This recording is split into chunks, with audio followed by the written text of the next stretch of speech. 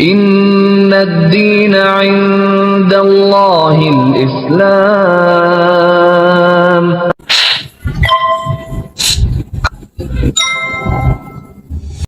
Yang saya terkejut itu saya sudah di dalam peti itu. Karena kan saya kalau orang Nasrani kalau meninggal walaupun belum menikah itu kan dirias seperti pengantin. Saya bilang, kenapa saya ini? Kata, Pak, saya ini masih hidup. Jadi saya di situ disuruh, ya bilang bahwa kamu di sana bertemu Tuhan Yesus katanya. Tapi saya bukan bertemu Tuhan, karena beliau mengatakan beliau Islam, beliau suruh baca bahasa tulisan yang tidak saya mengerti, kata saya bilang. Tapi papa saya kembali lagi, wah kamu ini katanya. Dan pada akhirnya tahun 2007 itu, karena saya sering ngomong gitu sama teman-teman itu, saya dipasung. Saya ditaruh di belakang rumah. Perkenalan, nama saya Yohanes Johwa. Itu nama asal dari kedua orang tua saya. Dulu saya dari agama non-muslim, saya dari Katolik. Saya hijrah ke Islam karena saya sering perbandingan antara Injil sama kitab suci Al-Quran. Perkenalkan, nama saya terdahulu Lucy Maria. Sekarang setelah hijrah, nama saya dirubah dengan nama Lucy Maria Ulfa, hanya ditambahin namanya Ulfa di belakangnya. Agama terdahulu saya Katolik. Iya. Ya, keluarga saya semua mayoritas Nasrani. Ya kalau dulu sih mungkin mama ya kayak agamanya kayak orang Bali. Jadi kayak ngikutin ayah ya ikut ke Katoliknya. Orang tua saya seorang misionaris dari Sulawesi. Dulunya kenal sama mama tugas waktu di Bali. Misionaris? Iya, kalau papa saya misionaris. Iya. Setelah itu beliau memegang gereja di di Banyuwangi, di Genteng. Setelah itu menikah dengan mama saya, pulang lagi ke Sulawesi. Setelah pulang di Sulawesi,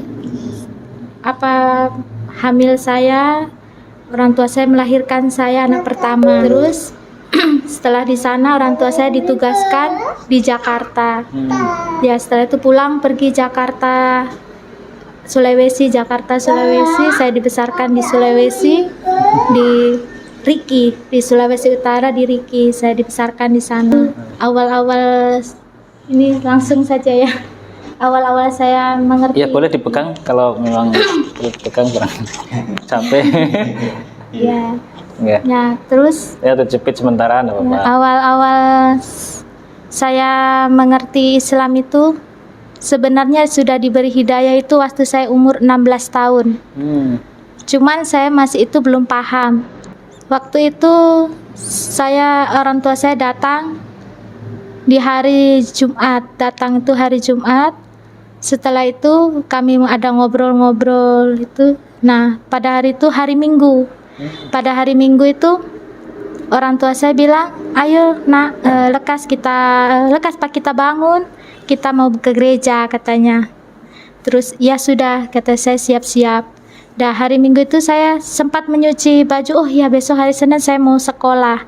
Akhirnya saya menyucilah satu helai baju untuk sekolah besok. Karena saya bilang daripada nanti Mbak yang mengerjakan, saya dulu aja lebih cepat.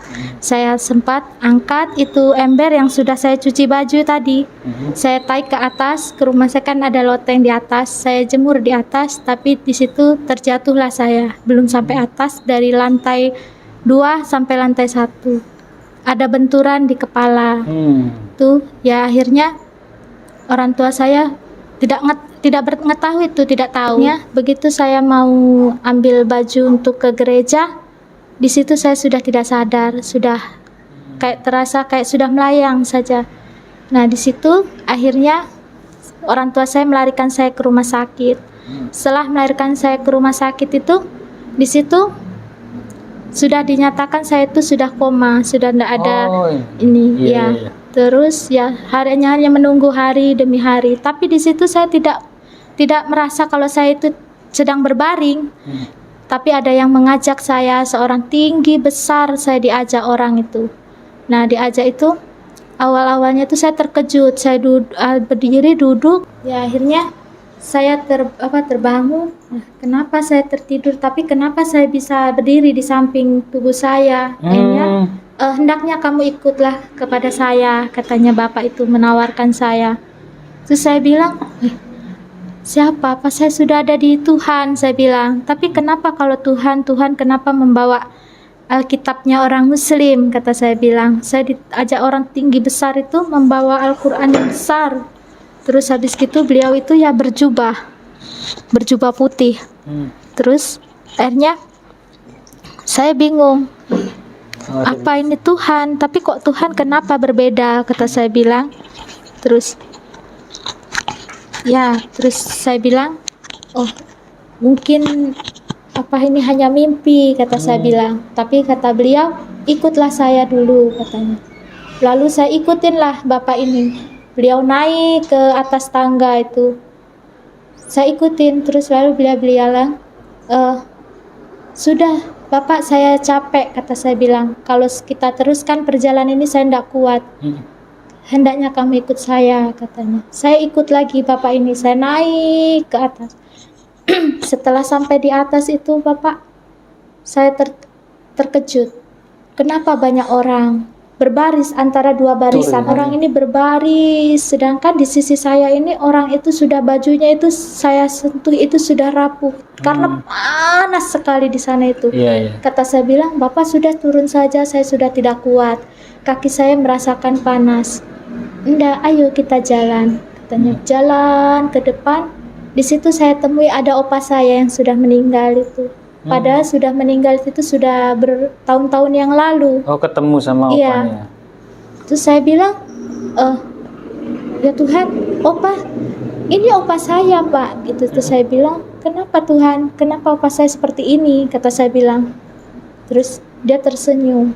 Maju lagi, saya diajak. Terus saya bilang, opa, ini aku, kata saya bilang, ini saya.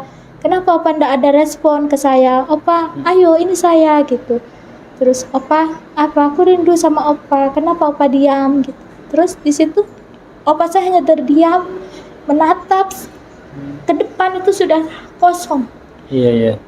Terus tidak lama saya melangkah, sedangkan ada seorang muslim tetangga saya itu meninggal. Itu baru beberapa minggu yang lalu dia sudah masuk dalam pintu itu. Terus katanya, saya tanya, kenapa opa saya nggak masuk pintu yang ini, kenapa nggak dibuka buat opa saya? Kenapa kok yang itu baru meninggal sudah dimasukkan ke dalam pintu itu? Terus beliau bilang, sini aja bahwasanya seorang Nasrani tidak akan pernah disidang dan sampai akhir hayatnya akan selalu menanti pintu ini akan terbukanya pintu ini.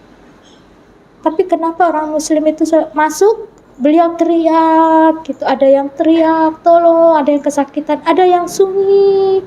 Terus saya bertanya lagi, kenapa orang itu tadi berteriak? Saya takut, kata saya bilang, karena amal ibadah dia di dunia itu kurang. Lalu ada lagi seorang bapak-bapak masuk, sunyi, itulah karenanya amal ibadahnya orang itu diterima. Lalu saya bilang, tapi kapan pintu opa saya akan dibuka? Karena dia bilang tidak pernah akan dibuka. Lalu saya bilang, Tuhan, kalau memang kau mendengar doa-doa hamba ini, kabulkan permohonan anakmu putrimu, tolong Tuhan. Saya bilang, bukakan pintu buat opa hamba ini. Terus di situ dia tersenyum. Hendak kau meminta pun tak akan pernah terbuka pintu ini. Sebelum opa kau itu baca itu, opa kamu baca itu. Opa saya orang Kristen, orang Nasrani. Tidak mungkin opa saya bisa baca itu. Jangankan opa saya aja tidak mungkin bisa. Apa itu tulisan seperti cakar ayam itu? Itu ya? Iya. Lalu beliau bilang, kau akan membukakan pintu ini apabila kau bisa membaca ini. Ini gila ini, saya bilang. Tidak mungkin saya bisa baca ini, saya bilang. Terus sudah kembalikan saya ke orang tua saya, kata saya mau ketemu mama papa saya mau turun, kata saya. Begitu saya balik lagi itu, apa saya itu kayak terhembas angin itu, rontok semua baju-bajunya. Terus katanya, apakah kamu mau kembali? Tapi kelak pun orang tuamu tak akan pernah disidang. Terus lalu gimana bapak saya bisa ya membuka pintu ini, kata saya bilang. Terus kata bapak ini, ikuti saya, katanya. Ya akhirnya membaca 2 kalimat syahadat itu. Tapi saya bilang, saya baca aja lah, yang penting dalam pikiran saya itu saya bisa pulang, kata saya bilang. Hanya titip pesan beliau banyak sekali yang saya dikasih tahu, penglihatan ke saya tuh. Jadi kalau anak saya salah itu saya selalu bilang, diam nak, jangan gitu. Tapi mulut ini mau bicara salah, saya akan takut. Lalu banyak cerita sama beliau, sama ini. Lalu beliau bilang, sudah, bilanglah gitu.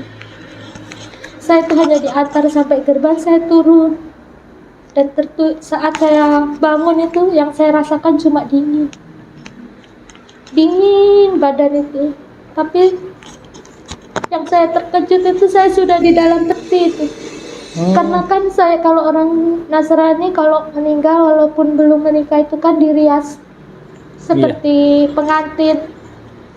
Saya bilang, kenapa saya ini, kata Pak, saya ini masih hidup. Mas, saya bilang, saya cari itu cuma hanya menggigil. Begitu oma saya itu, nenek itu menengok, ini kenapa kok katanya menggigil, katanya dia hidup, kata. Kamu kemana aja nak, katanya. Kenapa mama disuruh menunggu lama, katanya. Sudah 6 bulan kamu tidur, katanya. Kenapa bang? Tapi saya ikut orang itu hanya sehari, bapak. Jadi saya ikutin orang itu hanya 1 hari.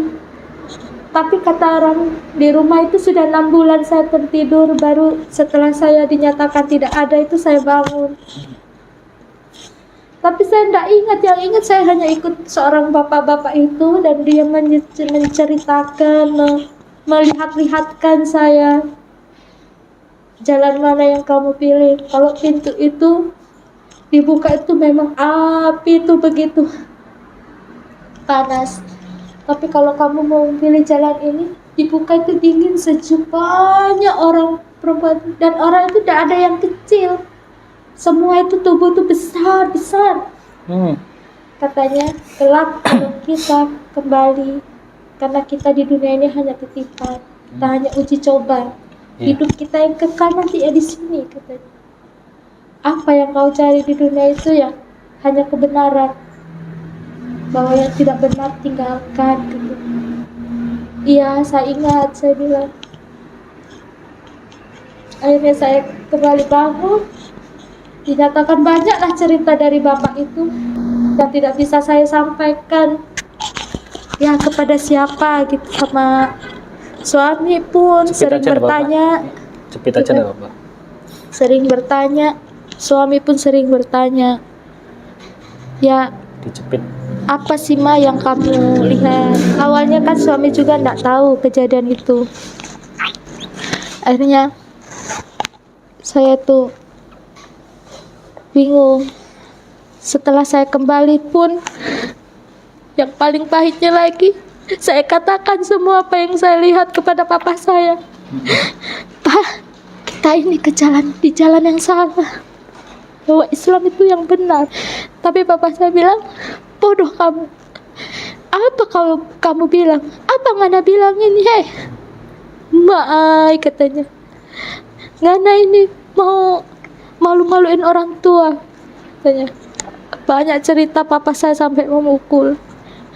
Akhirnya saya bilang ke mama saya, sudah nak, ikutin apa kata papa. Janganlah kamu katakan apa kebenaran yang kau lihat di sana.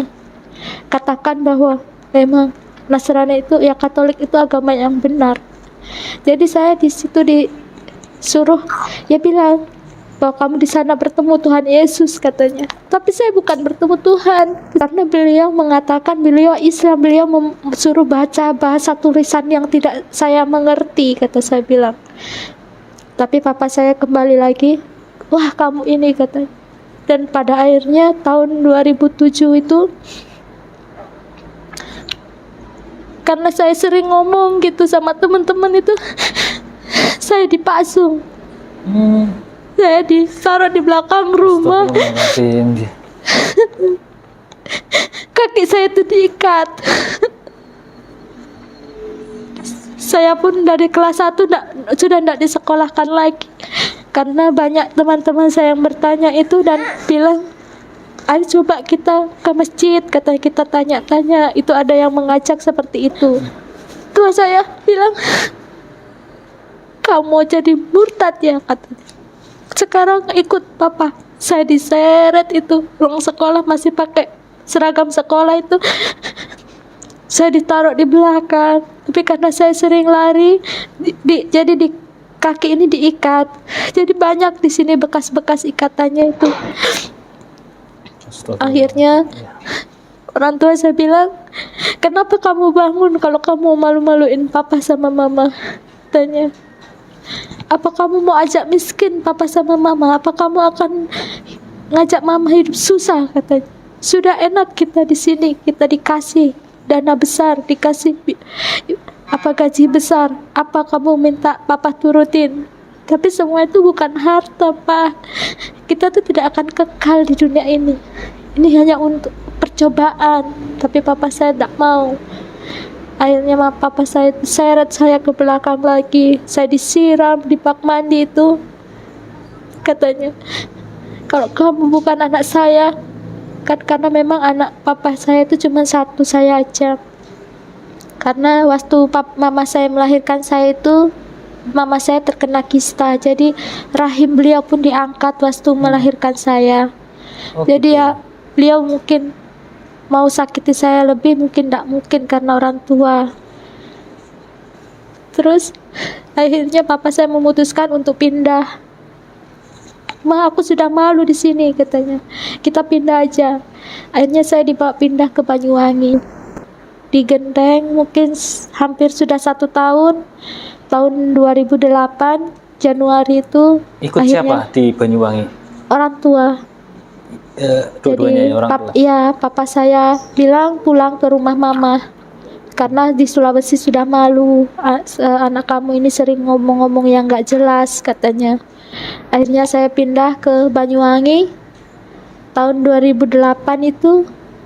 Ya ndak kenal sama suami ini, ndak kenal. Mungkin karena papa saya sering main ke Bandung, itu akhirnya kenal lah sama suami itu. Akhirnya suami ini jadi tidak dikenalkan kepada saya. Langsung aja, sudah katanya kamu nikah saja daripada kamu bikin susah papa. Jangan kamu omong-omong. Jadi banyak ancaman itu dikatakan, jangan kamu ngomong kebenaran yang kamu lihat. Akhirnya jadi ya tanpa, ya ndak ada rasa suka, ndak ada kenal gitu kan. Lebih sakit, Pak, saya ini anak kamu, kenapa papa seperti ini kan saya, kata saya bilang. Terima aja sudah, katanya. Jangan ini, katanya. Jangan ada apa berontak, gak usah berontak, gak usah ini. Kalau mulut kamu bisa diam, mungkin papa juga diam. Papa juga sayang sama kamu. Tapi kamu setiap bertemu orang, kamu bilang itu salah, berpakaianmu salah, ini salah. Kamu seakan-akan kamu mau mengajarin semua orang pakai jilbab ya. Semua orang kamu suruh tutup aurat, kata.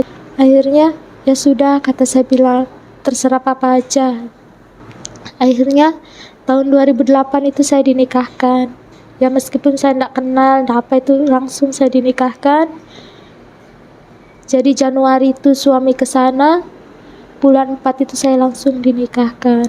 Akhirnya setelah itu saya ikut sama suami.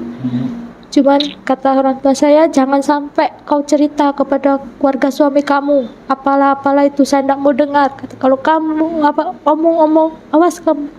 Jadi semenjak saya nikah itu enggak ada bicara saya sama suami kalau saya pernah ini itu enggak pernah. Jadi suami itu juga pun tahu baru kemarin waktu ngejemput saya itu, kenapa dulu kamu enggak mati aja waktu itu. Jadi itu dari omongan orang tua saya sendiri. Ya akhirnya setelah itu kok saya nikah itu punya anak yang pertama itu ya baik-baik saja, hubungan itu baik. Bahkan suami dulu kan sering keluar luar kota sampai keluar daerah itu saya ikut. Akhirnya kata suami, oh ya apa kan ini pekerjaanku kan sebagai misionaris ya seperti papa kamu juga gitu. Jadi apabila kita menggait banyak warga muslim masuk masuk ke Nasrani, maka kita juga akan dapat yang lebih gitu, bisa menyenangkan anak-anak kita. Setelah punya anak itu kok rasanya oh ya kepingin lah menyenangkan anak gitu, jadi lupa yang dulu-dulu. Terus beliau juga tidak pernah marah kepada saya, nggak pernah kayak papa itu bentak-bentak, jadi saya merasa nyaman gitu kan. Jadi semenjak saya merasa nyaman itu lupa dulu saya pernah mengalami ini, lupa gitu. Terus saya hanya berdoa, Tuhan terima kasih Kau telah mengirimkan malaikat ini untuk menjaga kami, aku dan anak-anakku nanti gitu ya. Tapi masih seakan-akan lupa sudah yang dulu-dulu itu lupa. Akhirnya saya juga membantu suami ke Kalimantan Timur, ke Kalimantan Selatan, sampai ke Kalimantan Barat itu. Ya cari ini setiap ada di mana ada transmigrasi di situ ada kami. Jadi kami sering memberikan sembako. Terus kita ya sering tukar pikiran gitu kepada yang kenapa gini. Terus ada anak sekolah-sekolah di situ kita datangi, kita cerita, ngobrol-ngobrol lah. Terus kenapa dek kamu kok diam aja, itu lebih senang kalau udah ada anak yang sering murung berarti ini orang tuanya juga seperti ini. Saya datangi orang tuanya, iya katanya ya keadaan di sini seperti ini. Katanya ya sudah besok kami kesini ya, kita ajak main-main, janganlah sedih-sedih, happy kata saya bilang ya. Terus pada hari itu ya kita ajak senang-senang, baru nanti setelah lama mungkin ada 1 minggu baru kita bilang, Tuhan ini baik ya, Tuhan Yesus ini sangat baik. Tuhan beri kita ini hari ini, kesenangan hari ini. Kalau ndak ada Tuhan ndak ada loh kita seperti ini. Akhirnya beliau kan, oh iya ya ini Tuhan. Oh tadinya yang yang non Muslim, tolong dong gimana caranya kita mau lihat gereja. Oh ya nggak apa-apa, Tuhan tuh baik, kita ke rumah Tuhan itu enak kok. Akhirnya kita ajak ke gereja kita ini. Jadi kan mereka senang, mereka gembira. Ya akhirnya beliau ikut kami gitu. Terus tidak lama itu setelah itu suami berubah. Setelah saya punya anak yang nomor 6 itu. Oh anak. Nomor 5. Sebentar, anaknya ini 6. 7. Oh 7. Iya. Yang paling besar umur berapa? Umur 14 tahun sekarang. Oh paling besar 14 tahun. Iya. Terus yang paling kecil? Yang paling kecil ini 8 bulan. 8 bulan. Iya. Iya. Masya Allah. Setelah 7 punya anak 5 ini, suami kok berbeda. Waktu saya mengandung ini umur 1 bulan itu suami berbeda. Kenapa suami saya kok berbeda gitu? Terus enggak pernah diajak omong itu diam. Terus makan itu juga dia milih-milih. Terus habis gitu kok sering tidurnya juga kenapa kok sekarang pindahnya ke atas terus gitu. Apa suami saya ini mau menduakan saya, tapi enggak, Tuhan tidak mengizinkan. Kalau di Katolik itu enggak namanya itu enggak ada. Kan enggak bisa menikah 2 kali, itu enggak bisa. Itu kan sudah nikah 1 seumur hidup. Tapi kenapa kok suami saya berubah, kata saya bilang. Akhirnya kecurigaan itu tapi terus kok lama-lama itu saya intip, kok suami saya baca-baca Alkitabnya orang Islam gitu kan.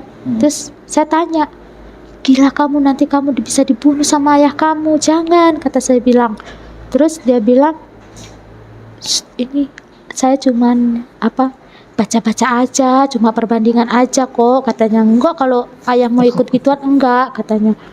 Terus kamu ini ya, kan kalau di Islam itu dapat poligami, kamu poligamiin aku ya gitu. Terus kata suami, ya enggak lah mah gitu. Ih, ingat Tuhan dosa, iya kata saya bilang. Tapi Iya. kok saya ini ya ada curiga, saya curiga itu mungkin sama perempuan lain, enggak kepikiran kalau itu kan. Namanya perempuan itu cemburu gitu kan. Ada apa, kok enggak pernah masuk kamar lagi, kata saya bilang. Terus setelah itu suami saya bilang, saya mau masuk Islam. Oh, gila kamu, kata saya bilang gitu. Jangan gitu. Akhirnya saya marah-marah sama suami. Terus terdiam. Lalu ada Al-Quran ini beliau taruh di atas itu kan, di atas buffet itu cuman ada nongol separuh gini. Jadi enggak dia masukkan semua gini, hanya separuh saja terdikit sini. Nah, terus ini ayahnya itu masuk. Katanya, selamat pagi, katanya. Ya, terus salam, katanya. Terus kan kalau salam itu kan assalamualaikum itu. Iya. Masuk, beliau ke cucunya cium, pas beliau toleh gini, apa ini mengkilap-mengkilap kena cahaya ini. Beliau lihat, ini punya siapa? Terus saya bilang, oh enggak tahu gitu. Saya enggak tahu gitu. Enggak, ini ada yang berubah, ini juga di rumah ini ada yang berubah, katanya. Sekarang apa-apa aja ke gereja enggak pernah ikut. Ada ini anaknya, nanti saya panggil semua kumpul, katanya. Akhirnya kumpul semua di ruang tamu itu. Kumpul semua, lalu Jua, katanya, sini kamu, apa maumu, katanya. Akhirnya suami itu menjelaskan, oh saya kepingin masuk Islam, katanya. Saya kepingin iya keluar dari gereja. Wah gila kamu. Akhirnya ya dipukulin. Jadi kakaknya yang tertua itu tidak terima, ya akhirnya di sininya dibacok, sama di sininya itu kan ada jahitannya semua. Oh, jadi dibacok. Iya, sama keluarganya itu tidak mau menerima. Sudah ada bekasnya ya. Nah ini bekasnya, ini dibacok ya. Iya. Akhirnya ditendang, suami itu sampai diusir. Akhirnya di situ saya juga kan, namanya seorang istri kan jangan menghalangi itu, ditempis sama ini. Jadi waktu saya hamil 2 bulan ini suami ndak ada. Jadi sudah keluar dari rumah. Jadi ya sudah keluar dari rumah itu, beliau ditolong sama orang itu, dibawa ke rumah sakit. Akhirnya ya itu lost kontak sudah. Nggak tahu beliau kemana selama 7 bulan itu, nggak tahu sudah. Akhirnya orang tua saya dengar kalau suami kamu katanya murtad ya, katanya. masuk Kristen, masuk Islam. Kenapa kamu seperti itu, katanya. Ayo pulang, katanya. Terus saya pergi, mereka, terus kata papa saya bilang, ini kamu, katanya, mau ikut-ikutan kafir seperti suami kamu, katanya. Ayo pulang, katanya. Akhirnya saya pulang. Setelah saya pulang, di sana ya banyak omongan itu dari papa itu kan, jangan ikutin suami kamu ya. Setelah itu saya ya dikasih arahan, kasih ini, janganlah ya, jangan sampai ikut. Dulu kamu ngomong nggak jelas, sekarang suami kamu ini, katanya, nggak benar, katanya. Ya sudah, akhirnya saya tinggal di sana. Setelah itu saya hamil ini 7 bulan. Anak saya yang nomor 5 itu lagi-lagi diuji lagi. Biar masuk kamera. Diangkat coba. Anak saya yang nomor 5 itu tidur di ranjang itu, nangis minta susu malam, terbentur terkena ujungnya meja itu, meja lampu itu terkena pas di bagian sini, sampai sekarang pun ada itu bekasnya. Jadi di situ itu bengkak semua, seluruh tubuhnya itu bengkak, matanya itu pun tidak bisa buka, sudah tertutup sudah karena bengkak itu tadi. Kenapa lagi-lagi kau uji hamba seperti ini, Tuhan? Terus saya bilang, Herr Yesus, kalau memang kau mau ambil anak saya ini, ya ambillah. Kalau memang ini kan sudah tidak kuat, karena memang sudah ngelihat itu posisinya sudah tidak ini.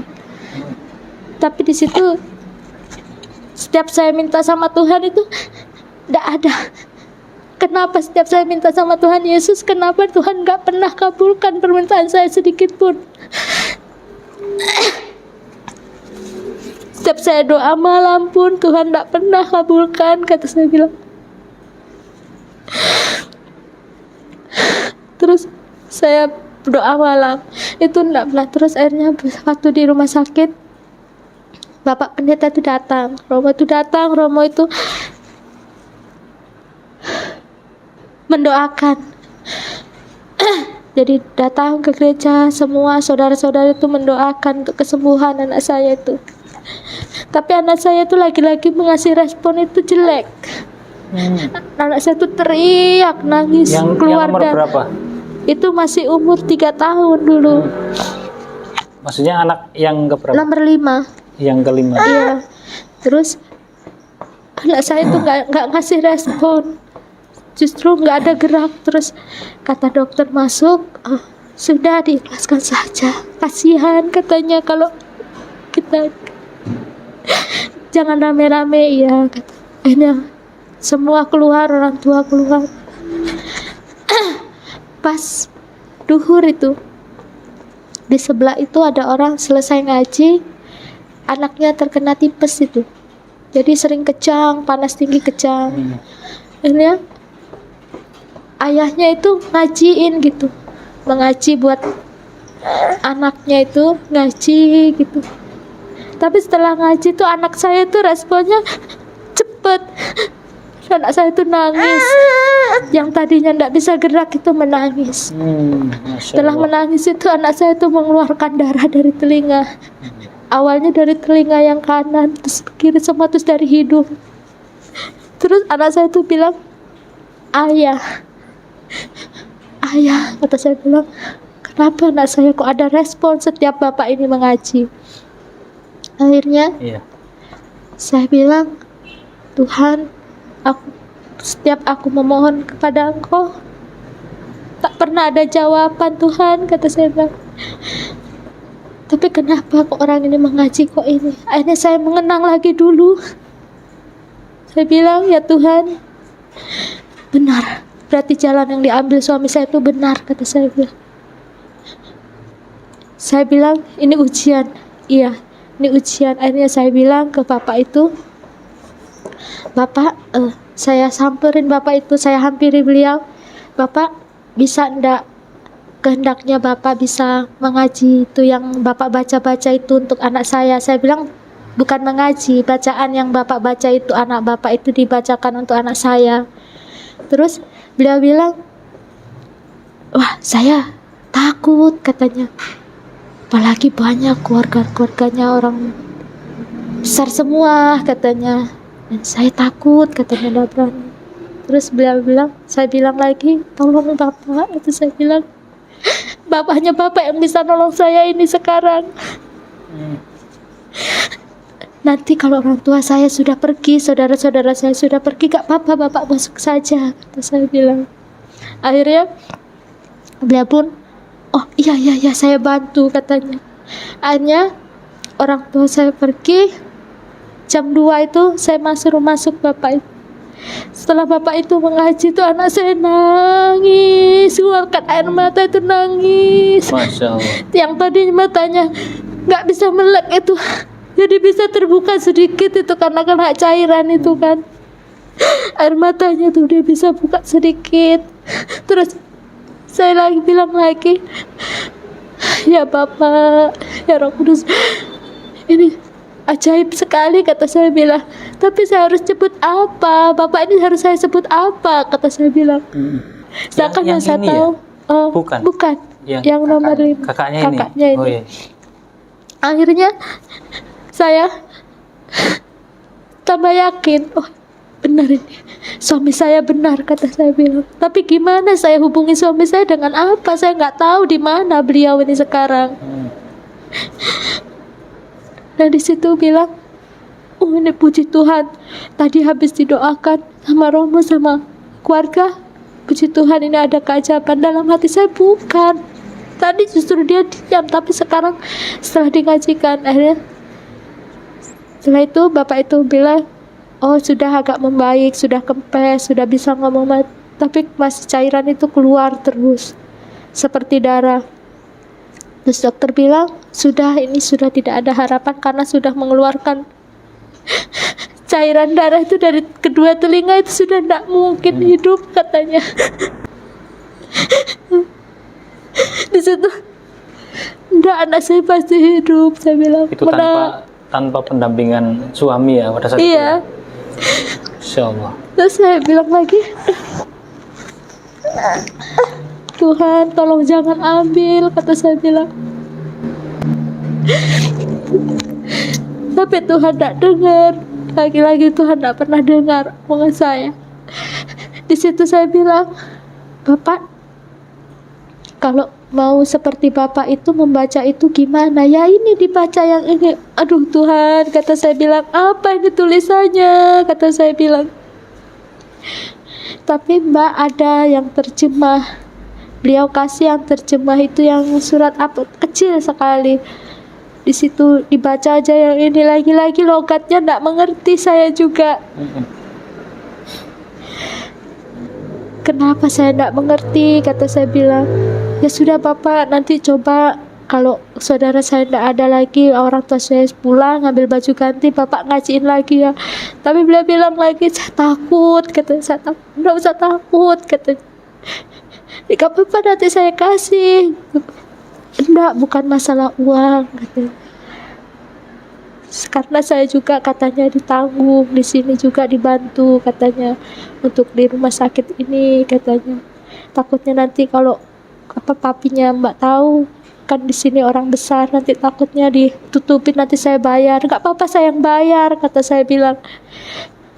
Ya sudah, nanti saya coba ya, nanti kalau ini ya sekiranya bisa, kata beliau. Tapi besok paginya beliau bisa itu pas hari Minggu, saya nggak ke gereja jaga anak, jadi orang tua semua di gereja.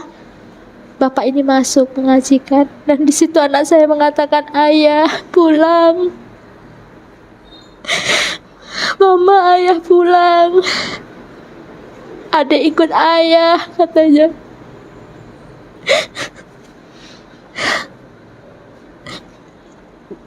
Dan di situ saya bilang, anak saya bisa ngomong, anak saya masih bisa hidup. Lalu dokter bilang, ini mujizat Tuhan, katanya, ini keajaiban Tuhan. Asalkan kita percaya akan Tuhan, pasti yang nggak mungkin nyata akan jadi nyata, katanya. Ini anak masih dikasihi Tuhan, jaga selalu ya. Akhirnya setelah 1 minggu itu, terus dokter bilang, ini adanya retakan di dalam. Hendaknya kalau memang di sini di Indonesia ini sulit kalau untuk anak segini, katanya. Jadi kalau bisa Senin itu harus ada satu rumah sakit di apa itu namanya di Singapura, itu di rumah sakit apa itu, papa saya yang tanda tangan, kita bawa ke sana pasti sembuh, percayakan Tuhan. Kalau kamu ikut suami kamu, siapa yang mau bayar kita mau ke Singapura, katanya.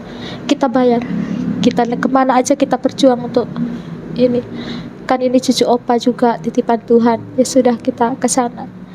Tapi setelah itu pulang ke rumah ngurusin surat-surat apa itu untuk paspornya untuk ke sana itu, lagi-lagi itu anak saya itu kalau ngedengerin azan itu kan terdengar sampai di rumah. Itu anak saya tersenyum, bilang, mama itu ayah, katanya. Ayah pulang. Enggak, ayah belum pulang. Ayah belum di sini. Tapi anak saya bilang, ayah ada di sini, Ma. Terus dalam hati saya, ayah di sini. Masa suamiku ini sudah meninggal? Apakah iya rohnya di sini? Kata saya bilang, kan dulu dipukulin kan. Ya Tuhan, masa, terus anak saya yang besar, masa ayah udah nggak ada kah, katanya. Enggak, kak ada, cuma kan mama nggak tahu, nggak ada lost kontak, nggak ada hubungan, kata saya bilang. Tapi puji Tuhan itu nggak lama itu anak saya lagi siram-siram di depan itu teriak, mama ayah, katanya. Mama ayah, nggak taunya ayahnya ini ada di pagar rumah itu. Oh iya, berarti ngelihat ya, memang ada di Ternyata suami itu datang mau ambil anak saya yang besar, yang kakak Sofi itu sama yang apa yang Samuel sekarang diganti Muhammad Sikit Maulana. Masya Allah. Dulu namanya Yohanes Samuel. Itu Samuel tuh bilang, Mama, katanya apa? Ayah datang, katanya. Ya Tuhan, katanya. Tapi saya belum sempat keluar itu, papa saya sudah dipukulin duluan. Dipukulin sama? Ya, Dipukul sama? orang tua saya. Oh iya. Katanya sudah dihalangin, gak boleh, katanya. Jangan, jadi waktu saya hamil ini 9 bulan lewat 10 hari. Turan sudah lahir, tapi dilewatkan. Jadi saya kaget, masa iya gitu. Saya lari ke dalam, saya ambil anak saya di kasur itu, saya bilang, ayo nak, ayah datang gitu, kita ikut ayah. Terus saya bilang, saya udah punya niat kita ikut ayah gitu. Tapi terus suami saya bilang, saya kesini ndak ambil semua, ya jangan serakah dong pak, katanya. Ya dibagi dong, kan saya punya anak 5 tahun, ya 2 saja saya bawa, katanya. Yang besar-besar enak aja kamu, udah ndak ikut ngebesarin, sekarang kamu mau ambil. Ya pak, saya ambil, katanya. Ikut saya, tapi kakak ini mau gitu, anak saya yang besar-besar tuh mau, ya opa saya mau ikut sama papa aja, katanya yang besar. Terus iya, katanya, opa jangan gitu, jangan pukulin papa, kasihan, katanya. Terus saya keluar, saya bilang, janganlah kamu ambil 2, ikut saya sama kamu. Terus suami saya bilang, tapi apa kamu mau, katanya, kalau sekarang hidupku ini susah, katanya. Sekarang saya mondok ini, hidup di pondok ini, katanya, ya kadang makan kadang enggak, apa kamu mau, katanya. Terus apalagi kerjaan juga ya masih ikut sama orang di sana, katanya, buruh harian, apa kamu mau? Ya saya bilang saya mau ikut gitu.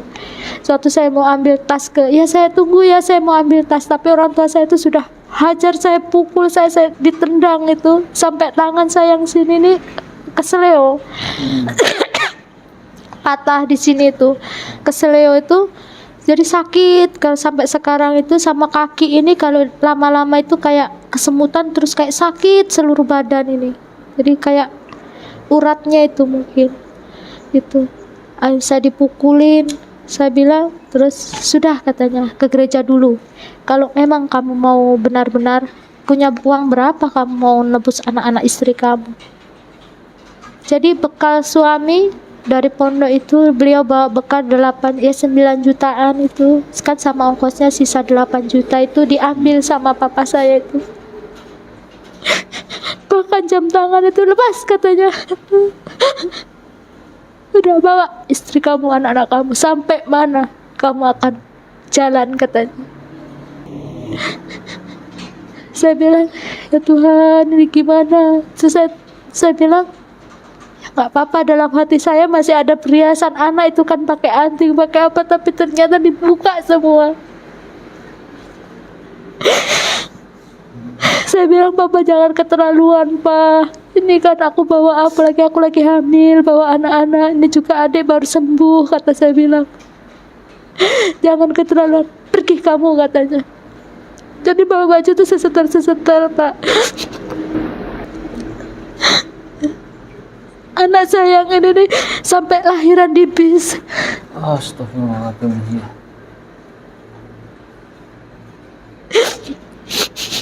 Anak saya yang ini lahir di bis karena air ketuban itu sudah pecah karena dipukul tadi. Jadi saya waktu duduk itu saya sudah ngerasa rembes itu kan. Pas sudah nyampe Setibondo ini, itu air ketubannya langsung Dalam perjalanan itu ya? Iya.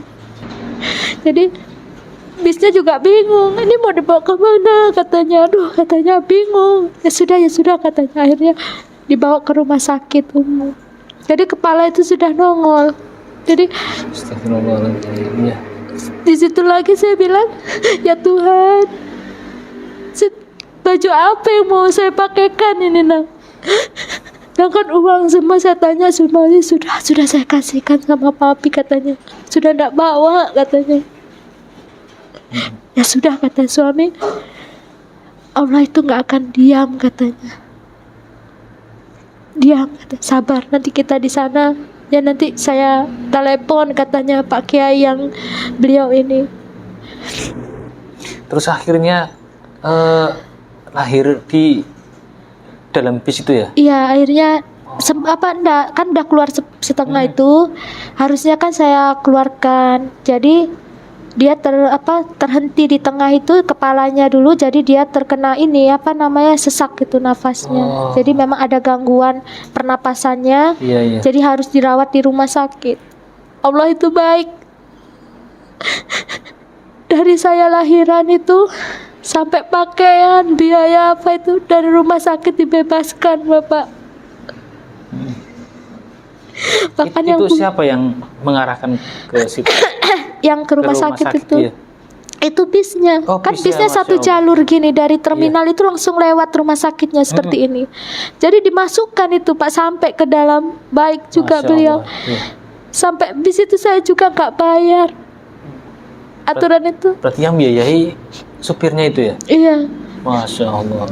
Katanya bisnya bilang supirnya itu sudah nggak usah bayar biaya bisnya. Saya ngerti kan tadinya sama suami itu dikasih dompet itu kan kulit dompetnya. Katanya ini Bu bisa nggak numpang, katanya ya sampai mana aja diturunkan nggak apa-apa kata suami. Terus ya nggak apa-apa katanya, beliau itu sampai ke Probolinggo ya sampai ke Probolinggo katanya. Tapi sebelum sampai Probolinggo itu sudah keburu lahiran ini. Jadi masuk ke rumah sakit itu saya juga bingung, udah bingung saya tuh, yang saya bingungin ini baju apa yang mau dikenakan anak saya ini kan. Tapi di situ lancar aja. Sudah dokternya bilang sudah sabar katanya dokternya itu. Sudah ada sabar ya. Terus anak saya itu sudah keluar, sudah sehat, sudah dipakaian itu rasanya itu ya Allah ini. Keajaiban Tuhan tuh ada gitu. Buat ini sudah dibajuin, sudah sudah. Akhirnya saya dikasih baju ganti. Terus saya bilang gimana nanti mau ngembaliinnya ini loh, kata saya bilang nggak ada gitu kan. Saya kembali lagi aja ke rumah, tapi saya nggak mau gitu kan. Tapi di situ tuh banyak yang membantu. Dari dinas kesehatan itu datang Bapak, dari kantor polisi itu, polisi-polisi di sana pun membantu. Iya. Sampai saya 1 minggu di sana, terus sudah selesai nifas itu di rumah sakit sudah ini, kata saya bilang gimana caranya kalau mau seperti kamu ya jadi seorang muslim lah gitu. Itu hanya gampang katanya. Tapi berapa bayarnya? Kita kan tidak punya uang. Kalau mau masuk Islam tuh tidak bayar katanya. Terus akhirnya dikenalkan di pondok pesantren apa itu ayah? Wali Songo. Pondok pesantren Wali Songo Situbondo. Akhirnya di sana saya mengucapkan 2 kalimat syahadat itu. Tapi suami sudah syahadat? Sudah duluan yang tadi ya diusir ya? Iya, akhirnya ini mau bersama lagi. Terus ditanya seperti itu. Oh iya, kata saya, akhirnya dinikahkan lagi di situ. Setelah syahadat dinikahkan lagi itu. Ya nanti biar katanya kalau walaupun ini kan walaupun dulunya pernah nikah kan katanya sudah pernah berpisah lama, terus habis gitu kan dulu kan kepercayaannya berbeda, kalau sekarang kan sama, biar sakral lagi dinikahkan lagi katanya. Sudah ini bingung lagi mau kemana ini kan. Saya tanya sama suami, masih jauh kah kita mau ke tempat yang kita tuju? Ya masih jauh mah katanya, ya kita berdoa aja sama Allah katanya, pasti bisa nyampe katanya. Tapi dengan cara apa, kata saya bilang, sedangkan kan tidak ada uang gitu. Akhirnya saya dinaikkan mobil itu sama dinas sosial. Itu dibantu oleh dinas sosial itu. Sampailah Surabaya. Setelah sampai Surabaya itu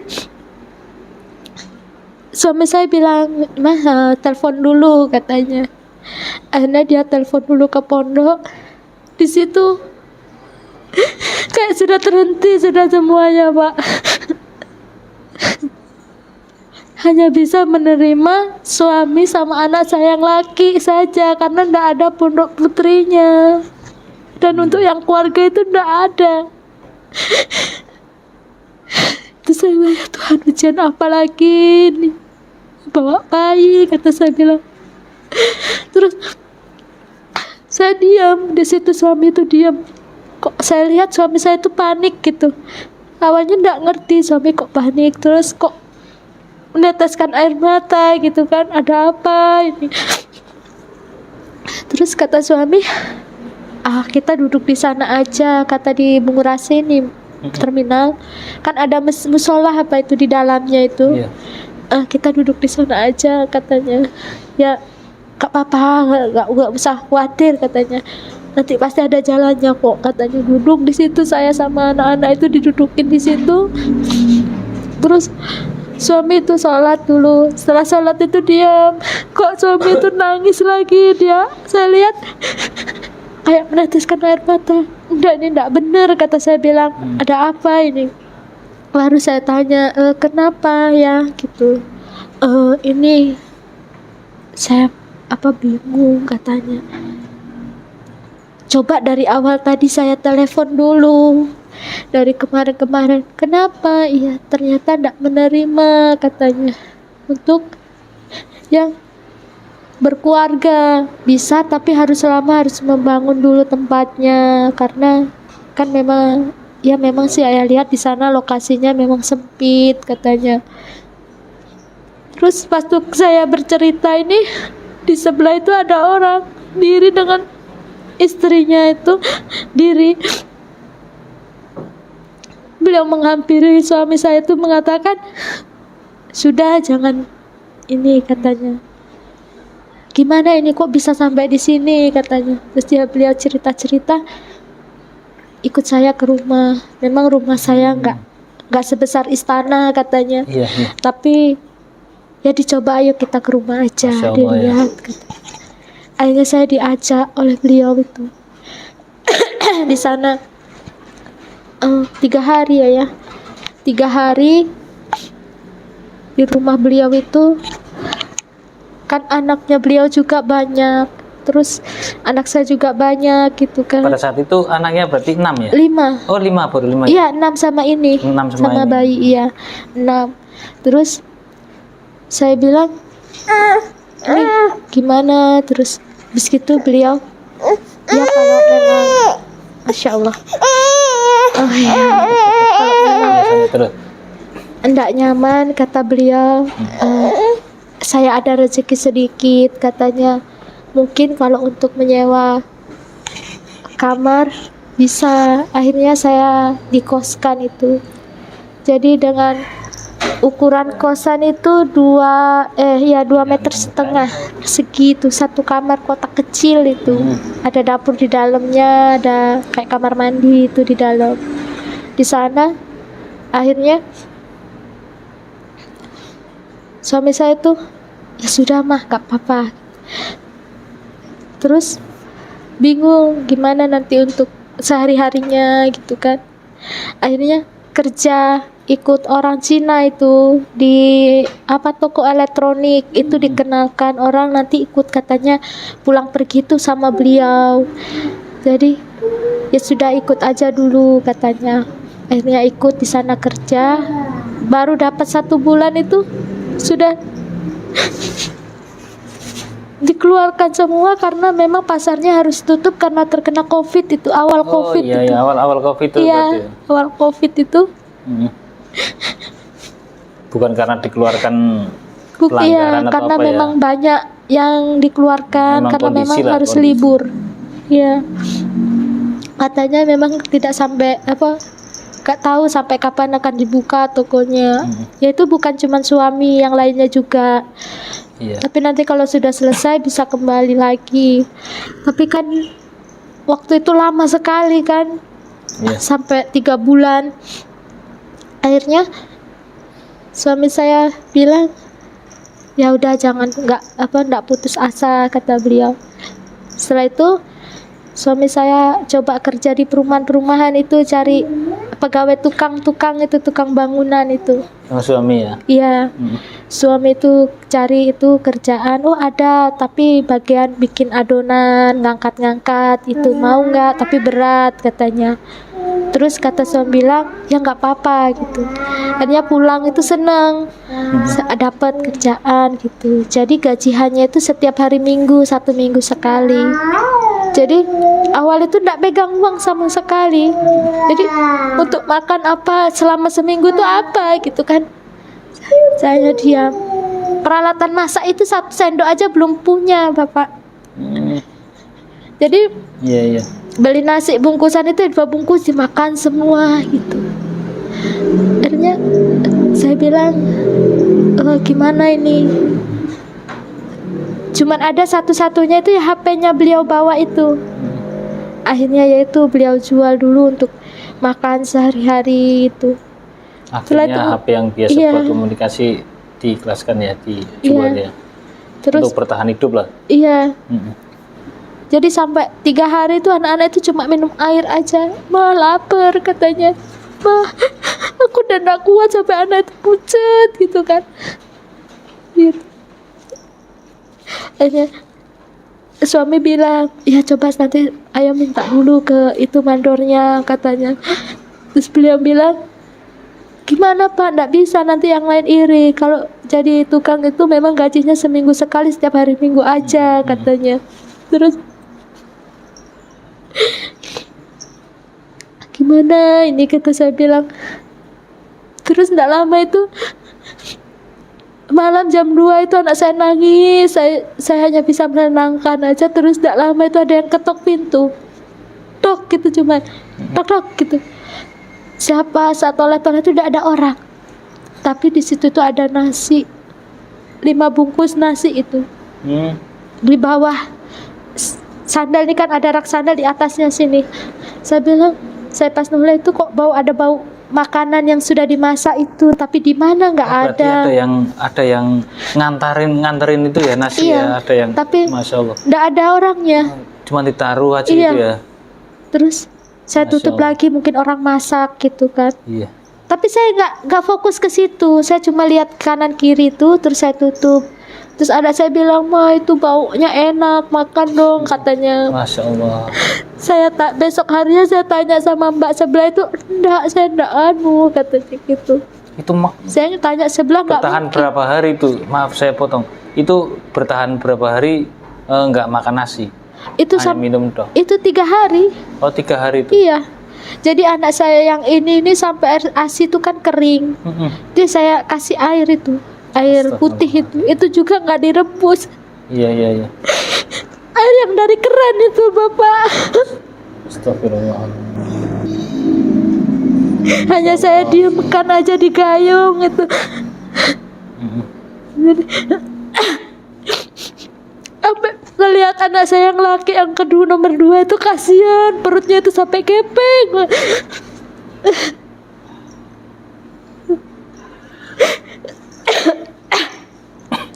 Itu lalu saya juga bingung. Terus kata ayahnya, oh mungkin makanan ini rezeki katanya. Sudah enggak apa-apa, ini bukan mencuri, kita dikasih katanya. Di situ dimakan itu. Tapi setelah makan itu Bapak nunggu gajian selama 3 hari lagi, 3 hari ke depan itu terasa kenyang terus perut itu.